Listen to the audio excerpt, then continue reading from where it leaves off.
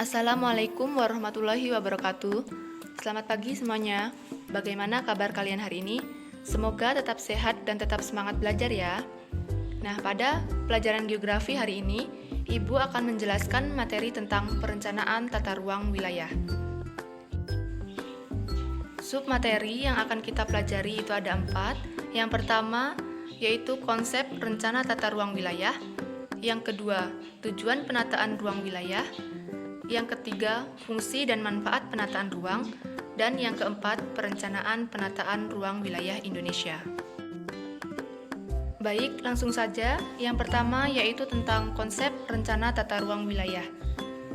Perlu kita ketahui bahwa pemanfaatan ruang wilayah itu harus sesuai dengan fungsi wilayah tersebut.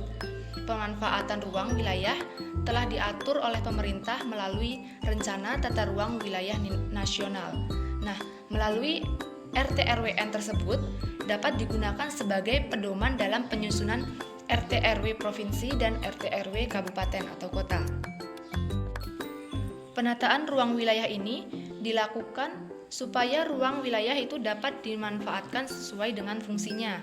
Apabila ruang wilayah tidak dimanfaatkan sesuai fungsinya, maka akan berdampak pada meningkatnya resiko bencana. Nah, pada dasarnya, konsep dari rencana tata ruang wilayah ini yaitu untuk membangun wilayah yang berdasarkan produktivitas, keamanan, kenyamanan, dan bermanfaat bagi masyarakat. Sebelum lebih lanjut kita membahas tentang rencana tata ruang wilayah, ada baiknya kita pahami dulu apa itu yang dimaksud dengan tata ruang atau penataan ruang wilayah. Pengertian dari tata ruang itu sendiri merupakan wujud dari struktur ruang dan pola ruang. Yang dimaksud struktur ruang yaitu merupakan susunan pusat-pusat permukiman dan sistem jaringan prasarana dan sarana yang berfungsi sebagai pendukung kegiatan sosial ekonomi masyarakat. Sedangkan yang dimaksud pola ruang yaitu diartikan sebagai distribusi peruntukan ruang dalam suatu wilayah yang meliputi peruntukan ruang untuk fungsi lindung dan peruntukan ruang untuk fungsi budidaya. Nah, berdasarkan Undang-Undang Nomor 26 Tahun 2007 tentang penataan ruang, disebutkan bahwa rencana tata ruang merupakan suatu sistem proses untuk menentukan struktur ruang dan pola ruang yang meliputi penyusunan dan penetapan rencana tata ruang. Dalam undang-undang tersebut, perencanaan tata ruang ini dapat diklasifikasikan menjadi beberapa hal. Yang pertama, yaitu penataan ruang berdasarkan sistem, meliputi sistem wilayah dan sistem internal perkotaan. Yang kedua, penataan ruang berdasarkan fungsi utama kawasan, terdiri atas kawasan lindung dan kawasan budidaya. Yang ketiga, penataan ruang berdasarkan wilayah administratif, terdiri atas penataan ruang wilayah nasional, penataan ruang wilayah provinsi, dan penataan ruang wilayah kabupaten atau kota.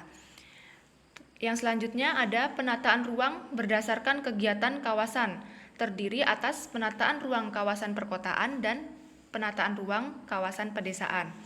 Dan yang terakhir yaitu penataan ruang berdasarkan nilai strategis kawasan, yaitu terdiri atas penataan ruang kawasan strategis nasional, penataan ruang kawasan strategis provinsi, dan penataan ruang strategis kabupaten atau kota. Setiap daerah itu memiliki ruang wilayah yang berbeda-beda, sehingga berdasarkan Undang-Undang Nomor 26 Tahun 2007 tentang penataan ruang tersebut, memberikan hak kepada provinsi dan kabupaten atau kota untuk mengatur ruang wilayahnya sendiri. Nah, pelaksanaan penataan ruang ini harus memperhatikan beberapa faktor, di antaranya meliputi karakteristik fisik wilayah Indonesia yang rentan banjir, yang rentan terhadap bencana. Lalu yang kedua, potensi sumber daya alam, sumber daya manusia, kondisi sosial, ekonomi, budaya, pertahanan, keamanan, ilmu pengetahuan dan teknologi, dan yang ketiga juga harus memperhatikan tentang geoekonomi, geopolitik, dan geostrategis. Dalam penataan ruang wilayah ini tentunya ada beberapa tujuan, diantaranya yang pertama untuk mewujudkan ruang wilayah nasional yang aman, nyaman, produktif, dan berkelanjutan. Yang kedua, mewujudkan keharmonisan antara lingkungan alam dan lingkungan buatan. Yang ketiga, mewujudkan keterpaduan pemanfaatan ruang darat, laut, dan udara termasuk ruang di dalam bumi. Yang keempat, mewujudkan keterpaduan perencanaan tata ruang wilayah nasional, provinsi, dan kabupaten atau kota. Dan yang kelima, itu untuk mewujudkan pemanfaatan sumber daya alam secara berkelanjutan bagi peningkatan kesejahteraan masyarakat. Yang selanjutnya yaitu tentang fungsi penataan ruang wilayah. Fungsi penataan ruang wilayah itu ada beberapa, di antaranya sebagai berikut. Yang pertama, sebagai acuan dalam penyusunan rencana jangka panjang daerah dan rencana jangka menengah daerah. Yang kedua, pedoman dalam pemanfaatan ruang wilayah dan untuk mengembangkannya. Yang ketiga, pedoman dalam mewujudkan pembangunan yang seimbang dan merata di seluruh wilayah Indonesia. Yang keempat, sebagai acuan dalam penyusunan rencana rinci tata ruang wilayah kabupaten atau kota. Yang kelima, sebagai pedoman pengendalian dan pemanfaatan ruang wilayah dalam pengembangan wilayah. Dan yang keenam, untuk pedoman pemanfaatan administrasi pertanahan. Yang selanjutnya yaitu perencanaan penataan ruang wilayah Indonesia. Kegiatan pembangunan merupakan bagian yang tidak terpisahkan dari terwujudnya pemerintahan yang baik. Indonesia yang memiliki potensi sumber daya alam yang melimpah sudah seharusnya memanfaatkannya sebagai modal dalam pemenuhan kebutuhan. Dalam hal ini, pemerintah diberi amanah oleh rakyat untuk mengelola potensi tersebut yang tercantum dalam Undang-Undang Dasar 1945, yaitu pasal 33 ayat 3. Pada pasal tersebut menyatakan bahwa negara memiliki kekuasaan atas bumi, air, dan kekayaan alam yang terkandung di dalamnya untuk digunakan sebesar-besarnya bagi kemakmuran rakyat. Dengan demikian, negara memiliki kewajiban dalam menyejahterakan penduduknya melalui penguasaan sumber daya alam. Nah, sebagai upaya menyejahterakan penduduk melalui pembangunan, disusunlah perencanaan tata ruang wilayah yang meliputi Rencana Tata Ruang Wilayah Nasional, Rencana Tata Ruang Wilayah Provinsi, dan Rencana Tata Ruang Wilayah Kabupaten atau Kota. Yang pertama, Rencana Tata Ruang Wilayah Nasional atau RT-RWN. Rencana Tata Ruang Wilayah Nasional ini merupakan arahan kebijakan dan strategi pemanfaatan ruang wilayah negara yang dijadikan acuan untuk perencanaan jangka panjang. Dalam Rencana Tata Ruang Wilayah Nasional ini memuat beberapa hal, di antaranya yang pertama, penyusunan rencana pembangunan jangka panjang nasional. Yang kedua, penyusunan rencana pembangunan jangka menengah nasional. Yang ketiga, pemanfaatan ruang dan pengendalian ruang di wilayah nasional.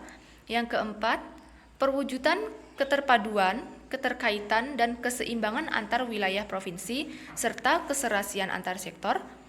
Yang kelima, penetapan lokasi dan fungsi ruang untuk investasi. Dan yang keenam, penataan ruang wilayah provinsi dan kabupaten atau kota. Lalu yang selanjutnya, Rencana Tata Ruang Wilayah Provinsi. Rencana Tata Ruang Wilayah Provinsi ini merupakan rencana pembangunan jangka menengah dalam jangka waktu 20 tahun. Dalam Rencana Tata Ruang Wilayah Provinsi ini memuat beberapa hal, di antaranya yang pertama, tujuan, kebijakan, dan strategi penataan ruang wilayah provinsi. Yang kedua, rencana struktur ruang wilayah provinsi meliputi sistem perkotaan yang berkaitan dengan kawasan pedesaan.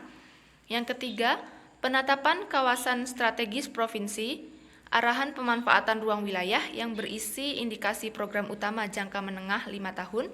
Dan yang keempat, arahan tata ruang wilayah provinsi yang berisi arahan peraturan zonasi sistem provinsi, arahan perizinan, dan lain sebagainya. Lalu yang terakhir yaitu rencana tata ruang wilayah kabupaten atau kota. Rencana tata ruang wilayah kabupaten atau kota ini berisi tentang beberapa hal, di antaranya yang pertama, pengelolaan kawasan lindung dan budidaya. Yang kedua, pengelolaan kawasan Yang kedua, pengelolaan kawasan pedesaan, perkotaan, dan tertentu. Yang ketiga, sistem sarana transportasi, komunikasi, pengairan, energi, dan sarana. Dan yang keempat, tata guna tanah dengan memperhatikan potensi dan kondisi lingkungan.